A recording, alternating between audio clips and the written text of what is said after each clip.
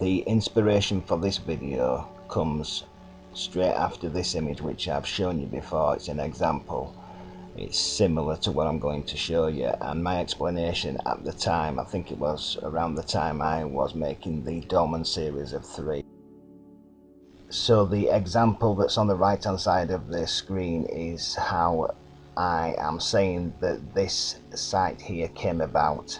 The wood in this case didn't petrify, calcify, it rotted away, and the sections between just became mud rock.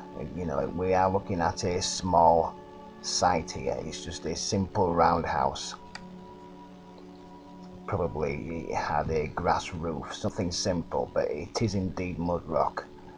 So I've started with that because we're going to have a look at about 10 images from a single site. I saw somebody present recently. They didn't really give any explanation on it, they were just showing the site. So what I'm getting at here is that this circular roundhouse structure will have been constructed with a skeletal wooden frame which has since eroded away. It's not petrified, it's just rotted away from being covered over with all this clay and then being submerged in the flood.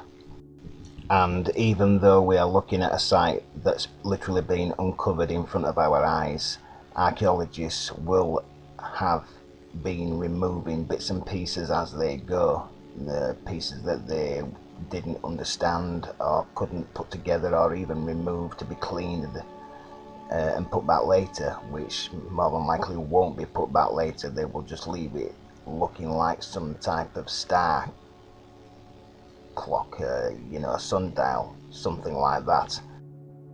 All that said though, we cannot shy away from the fact that they are showing that there's been skeletons found there, and yes, they are modern day human size. Whether or not these are fake, what I mean is that they are real skeletons. Have they been put there? Have they been dumped in there? I don't know. They look pretty perfect, like they've been dusted around. It's not something that I get into. Could they have been found there? Of course they could have been. They could have died there as this event happened. It's because it's not some tomb, is it? Which is what they always seem to try and get at this. So you can make your own minds up on that one. Looking at this site here properly, we can see that it's been excavated at some point in history and then it's just been left in a pile of rubble. We can see a horseshoe shaped mound where this thing was excavated and left, correct? Well, funny enough, it looks exactly the same as this historian's artist impression of what these sites were, how they were lived in and covered over with dirt.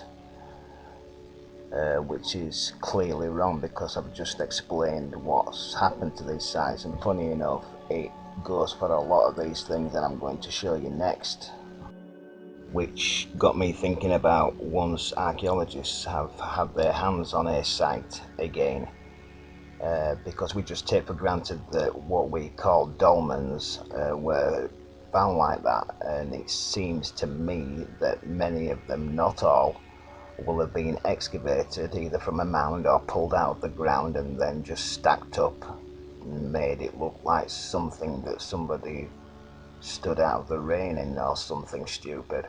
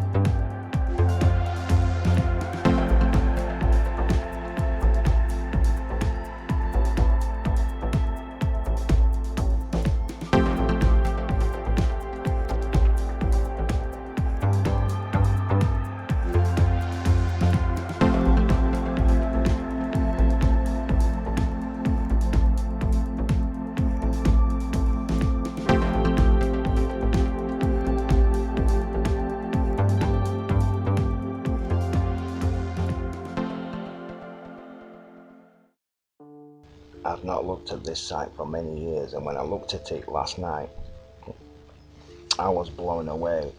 This thing has since solidified into a huge mess, in the same way that the rubble, the dust, the concrete dust from the Twin Towers collapse, Building 7, yes, the rubble, as it rained, the bus pipes solidified it all into a huge mound of lime